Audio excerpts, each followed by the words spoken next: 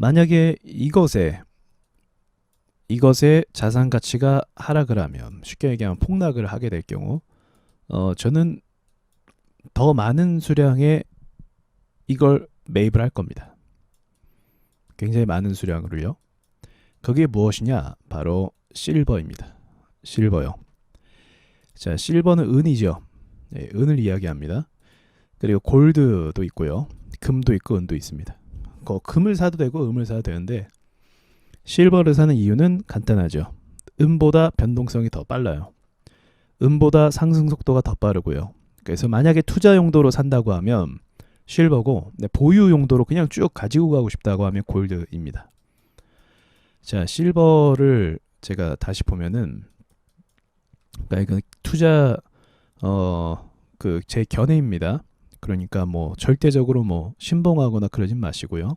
이제 저의 판단, 저 개인적인 판단을 여러분께 좀 소개를 드리고 싶은 거예요. 자, 실버 차트를 보잖아요. 그러면 이거 월봉, 이제 실버는 역사가 오래됐으니까 좀 주봉으로 좀 보겠습니다. 이런 거 보면 좀 재밌기도 해요. 이전부터의 그 실버 가격이 어떻게 형성이 됐는지, 은 가격이 어떻게 형성됐는지. 이땐 데이터가 없으니까 뭐 차트가 이렇게 된 건데, 이것도 감사하죠. 이런 식으로 가격이 있었구나, 이렇게 알 수 있으니까요. 지금은 물가 상승이나 또 이제 그 경제가 발전함에 따라서 가격이 상승하는 건 당연한 거죠. 자, 그러면 뭐 대략적으로 예전에 뭐 20년 전 뭐 이렇게 평가해 볼까요? 20년 전의 가격이 뭐 한 5달러 또는 좀 올라서 6달러라고 하면 지금 20달러가 되는 거죠. 그러니까 20년 동안 상승폭이 그렇게 큰 폭은 아니에요. 20년이라는 기간 동안. 그러니까 왜 그러냐면 이게 실물자산이라 그렇습니다. 실물자산이라는 건 뭐랄까요? 기업들은 어떤 호재나 기대치가 있으면 상승하는데, 실물자산은 말 그대로 희소성이 강조가 돼야 되거든요. 예, 희소성. 귀한 거죠. 이제 시장에서 귀하다. 지금 같은 경우는 니켈, 그리고 저기 코발트. 예. 얘네가 귀하죠. 얘네도 얘기할 것들이 있는데, 얘네가 이제 앞으로 광산이 막 발견이 될 겁니다. 니켈 같은 경우도 그럴 거고, 지금은 이제 인도네시아인가 그쪽에서 많은 양의 자원을 확보하고 있는데, 결국 이제 고갈이 되긴 하죠. 그래서 니켈이나 코발트 이런 것들에 대한 그 해외에서 발견이 될 건데, 아마도 아프리카 지역에서 발견될 가능성이 좀 있어 보여요. 자, 이건 나중에 얘기하고. 자, 희소성이 의미가 있죠. 예, 희소성이 매우 중요합니다. 자, 그러면 이 실버 차트를 제가 봤을 때 이게 문제가 뭐냐면, 문제가 이게 그 ETF로, 미국의 ETF로 편입이 되면서 또 선물이나 이게 시세를 장난치더라고요. 시세 조작을 하고 있다는 거죠. 쉽게 이야기하면. 이것도 이제 얼마 전에 JP 모건에서 은 시세를 조작한 이력이 또 있습니다. 이거 있었어요. 기사가 나왔었고. 그래서 제가 차트를 봐도 뭐 그때뿐만이 아니라 지금도 제가 봤을 때 조작하고 있습니다. 이게 이 가격을 지금 유지하는 게 말이 안 되거든요. 왜 이 가격을 유지하냐? 골드랑 같이 가는데, 얘가 이제 달러의 얘가 오르면, 그러니까 골드나 실버가 오르면 달러의 그 권위가 사라져요. 달러의 가치가 하락될 때 금값이 오른다는 거죠. 왜냐면 이제 미국이 금을 제일 많이 갖고 있기 때문에 이제 기축 통화가 될 수 있었던 거거든요. 그래서 금이 사실은 화폐의 본질입니다. 금이라는 게. 그래서 달러가, 야, 이거 달러 좀 위험한 거 아니야? 라고 생각하면 금값이 오릅니다.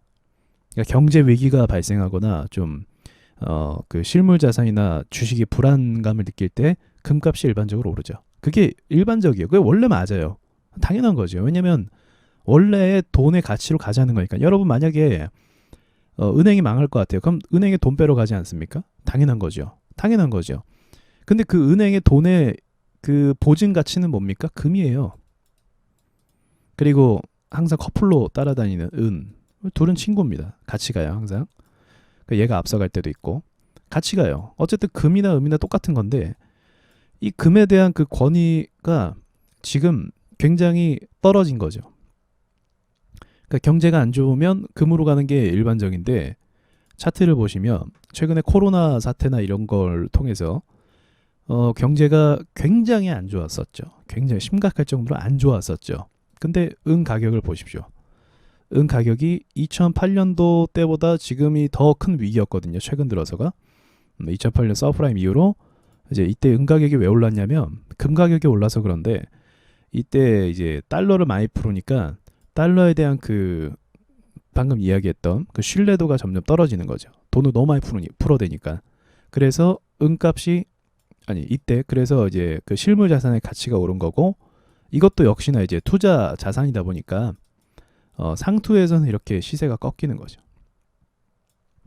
자, 그런데 뭐 투자 자산이라 상투에서 꺾일 수도 있는데 이 흐름을 보면 진짜 너무 꺾였어요. 왜? 미국이 푸른 돈을 다 갚은 게 아니거든요. 부채가 그대로 있어요.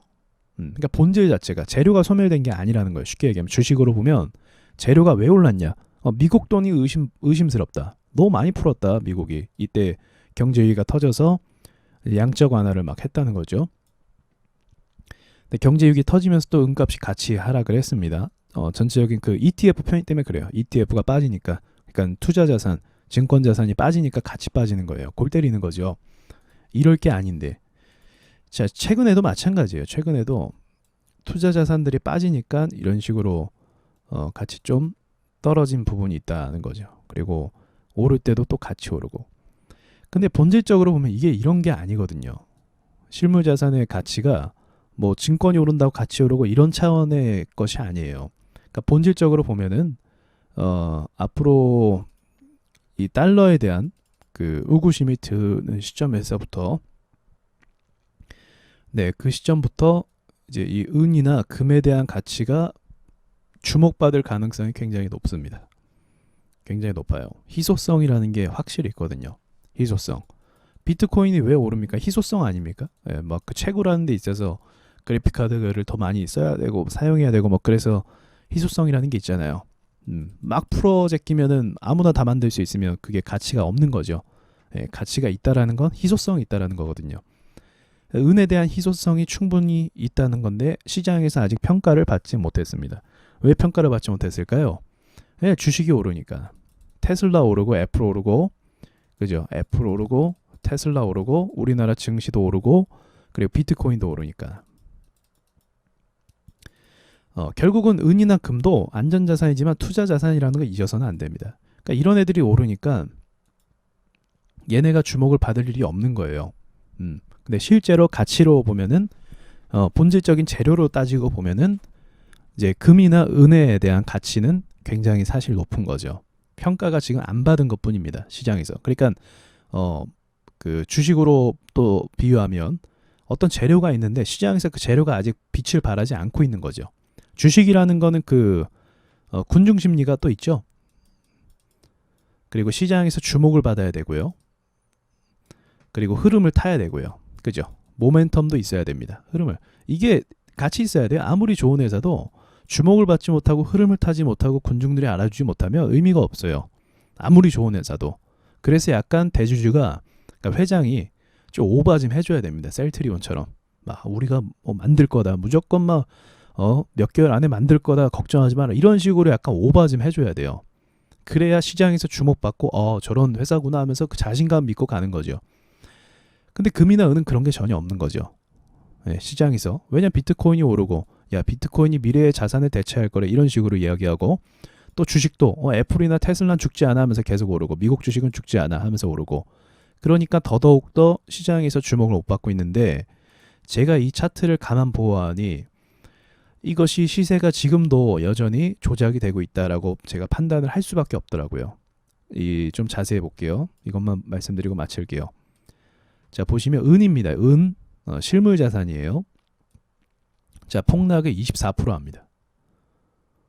고점 대비해서 또 여기서부터 오를만 하니까 18%를 빼요. 또 여기서부터도 오를만 하니까 24%또 빼고 최근에서도 급등을 했는데 최근에서도 고점 대비 11%를 또 빼요. 이게 이렇게 빠질 만한 자산이 아니에요. 이렇게 그 변동성이 너무 심하게 장난치고 일부러 누르는 거거든요. 이런 게. 이게 불가능합니다. 이런 게. 왜냐면 이런 애들은 오히려 그냥 이렇게 가야 돼요. 이런 식으로. 근데 이렇게 가고 있어요. 흔드는 거죠. 흔드는 거. 주식이 이렇게 흔들잖아요. 주식도. 그러니까 똑같아요. 얘도 시세를 막 이렇게 누군가가 의도적으로 가격을 장난치고 있어요. 근데 그도 그럴 만한 게 왜 그러냐면 이제 그 저와 같이 이렇게 좀 큰 흐름을 속에서 이제 달러의 가치가 너무 많이 풀렸으니까 기축통화에 대한 좀 의구심이 품은 사람들은 금이나 은에 대한 그 필요성을 느끼기 때문에 많이 삽니다. 많이 사요. 실제로. 그러니까 일반 사람들은 사실 주식 투자하고 뭐 비트코인 투자하고 막 이러기에 바쁘잖아요. 또 부동산도 투자해야 되고. 그럼 금이나 은은 누가 사겠습니까? 생각해 보세요. 누가 금이나 은을 매입할까? 그렇죠. 반대로 한번 생각해 보자는 거죠. 누가 살까 이거를? 일반인들은 안 삽니다.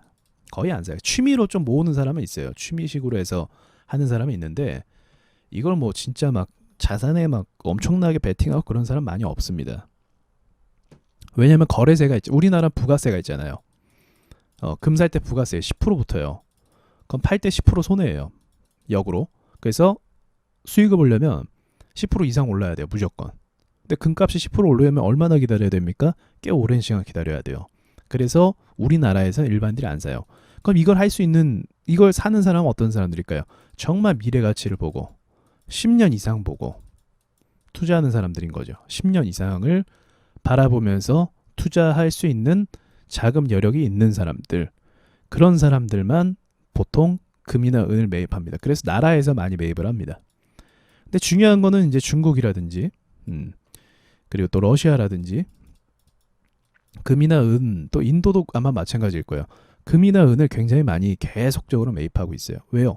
금이나 은을 가지고 있는 나라가 사실상 패권을 주도한다라고 볼 수 있거든요. 근데 미국을 절대 따라갈 수 없긴 하지만 미국이 달러를 너무 많이 풀었기 때문에 그 권위가 언제까지 유지될 수 있을 거라는 보장은 없어요.